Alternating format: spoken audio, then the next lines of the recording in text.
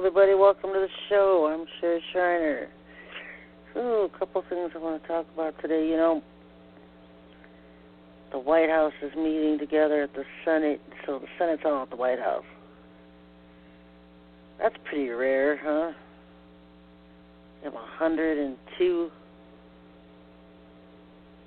liberals foaming at the mouth, Satanists, and then a bunch of rhinos, a bunch of liberals acting like the Republicans. And we know most of them are soul-scalped and baby rapers and just blood-drinking Satanists. And they're all in the White House. You got to feel sorry for Trump. You know, the budget's looming over their head, and I was thinking about that earlier because they could have a government shutdown on May 1st, and that would be huge energy-wise for them because May 1st is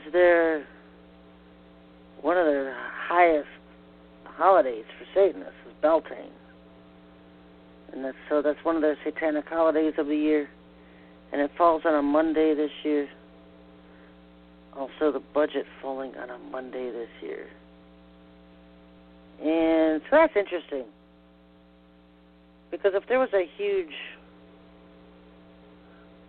failure of the budget, and they shut the government down, that would be all kinds of energy for them, because they like to deal off energies, all that shock and dismay and anger, all those negative emotions. That's what they feed off of. It's like spinach to them. They're always trying to create energies. That's why they do things, to create responses, the emotions out of people. That's why they like torture and famine, because it's hunger and death. It's negative emotions, and that's what they feed off of. It's food to them. Not the humans, but the Satanists, the reptilians, the fallen angels operating behind the scenes. They feed off of energies. And so they create them. And this is how they do it. Rituals, sacrifices, wars, death, mayhem, destruction. Their two big days this week are Sunday and Monday, because Sunday is the sacrifice day leading up to Monday, Beltane. And so this Sunday there's going to be a lot of human sacrifices taking place. You know, they're all going to be meeting in their MyLabs and their castles and their mansions and sacrificing humans. I'm not talking about a handful, folks. I'm talking about thousands. We're not talking about, you know, Hollywood where they show a coven of 13 people. This is when they meet, it's hundreds, even thousands, and it's worldwide. And so our big days this week are today, Wednesday, Friday, and Sabbath day on Saturday. Because if you're waiting for particular events to happen, like we are, I am, those who follow me are, these are the days to keep an eye on. Wednesday, Friday, and Saturday. So interesting that immediately after our days comes their two biggest days of the year. And I've always talked about two events that are coming. And the two events that are coming is the departure of the first group of the bride that's leaving, and the arrival of their ascended masters that are coming to Earth to take over as the eighth regime and final regime on Earth. And so these two huge events are coming. And they're going to be back-to-back. They're going to be just back-to-back events. That's the way I've always seen it in the Bible codes. And then in all these years since I started doing Bible codes in 2001, it hasn't changed. It hasn't changed. They're going to be back-to-back events. So am I calling dates out? Am I saying it's going to be this week? I'm not calling dates. I'm just saying, hey, these are days to watch for, because we know crunch time is coming. And throughout the year, there's many watch days, and they come and they go, and they come and they go. But at least it gives us something to watch for. You know, their hype date this year is September 23rd. It's everywhere, not just in their music and commercials and false flags. It's in the constellations in the skies and planetary alignments. Nothing good is going to come out of that. That is not one of our dates. That is one of theirs. That is one of their dates. Something for the Satanists to enjoy, not us. You know, I was asking the Father, why are they meeting in the White House? Because, you know, people might think, oh, they're having a working lunch or something because the budget's due Monday. But you know what? They work on the budget. They know whether they're going to pass it or fail it long before they even went on a recess. I mean, it's not something you wait to the last minute and decide a $1 trillion budget for the country. It's not something you wait 4 days before it's due to know if you have one or not, if it's going to be passed or not. It's something that's worked out way ahead of time. And most of these pseudo-humans in Congress don't even have control of it anyway. Everything is scripted behind the scenes by the controllers. The only thing we have to wait is to see what the controller's decision was. They control everything behind the scenes, folks. That's why when the Patriot Act passed, nobody read it. When the Obama bill passed, nobody read it. Nobody reads these bills because the controllers put them on the table and say, pass it. The end. And they pass it. Who are the controllers? They're Lucifer's people. They've been controlling behind the scenes for years. The faces of the controllers, like you have the money man, which is Rothschild. He's like the money man. He's the face of money. Because all the central banks owned and controlled by him. All that money is not his. He gets a fraction of it. It's Lucifer's people. When Father created the Garden of Eden and had created Adam and Lilith and then Adam and Eve, and Lucifer was portaling down here to earth and was corrupting. First he corrupted Eve, then he corrupted it. Or first he corrupted Lilith, then he corrupted Eve. His people that were with him,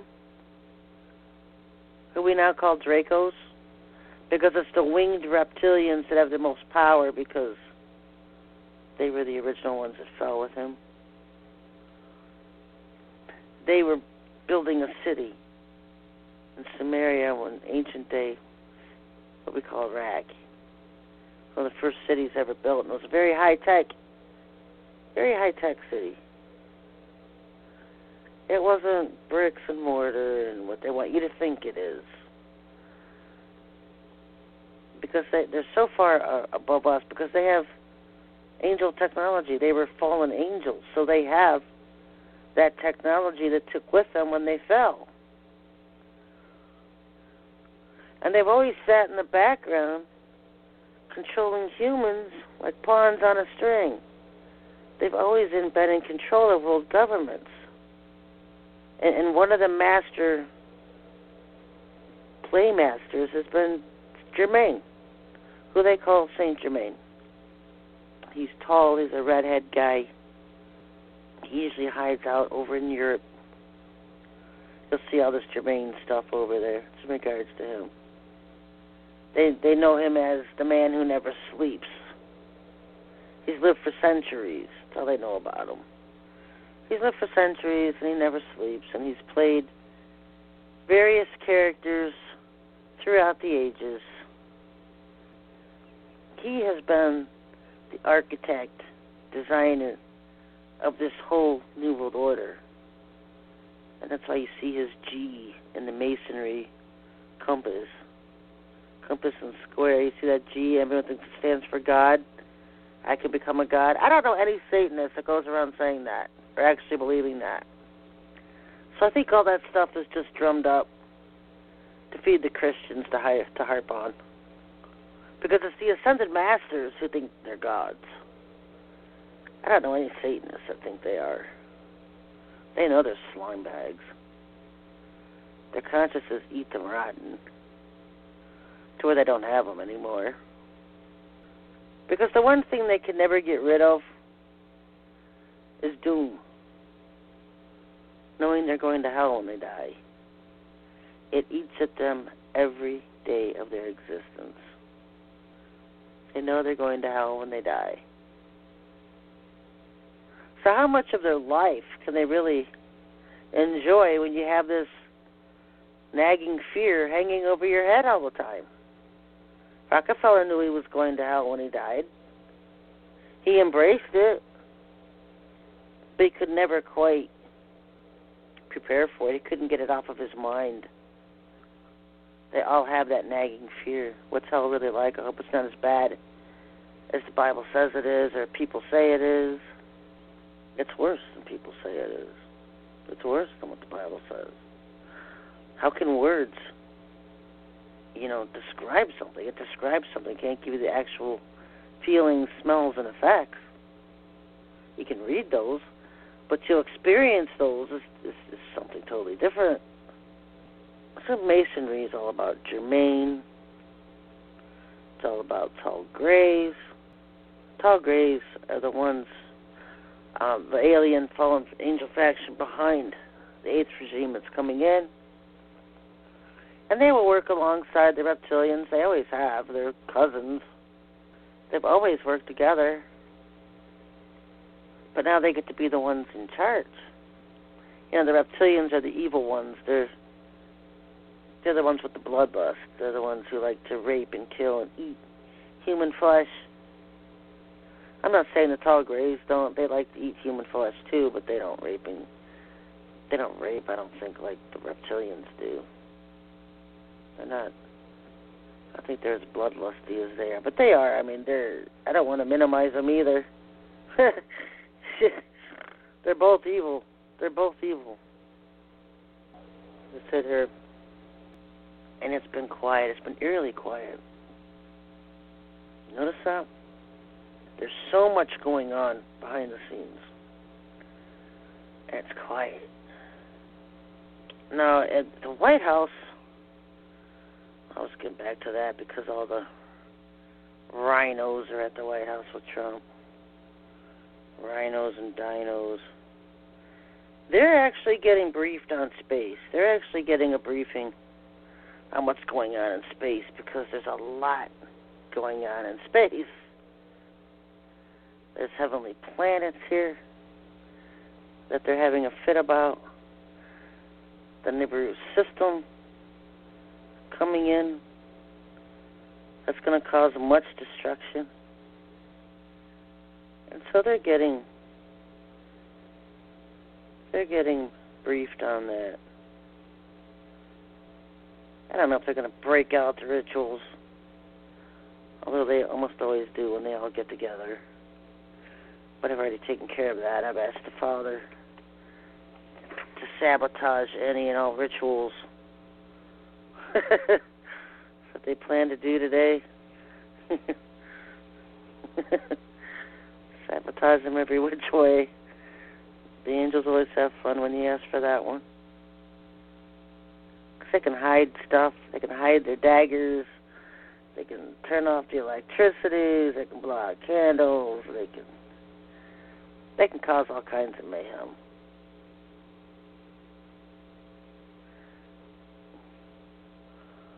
Wait till we see what we do for Sunday and Monday. We're going to sabotage everything. I wrote this article years ago, War Against the Wicked, Taking It Back for Yah. And Yah is Hebrew for God. People say, I don't like Yah. I don't like that name. Well, it's just Hebrew for God. And I describe how they live off negative and evil energies and what we can do to fight against it.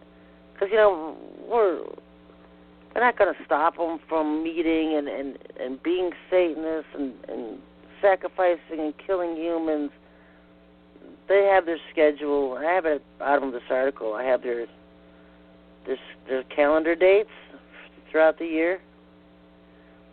What we can do is pray against them, spiritual warfare prayers.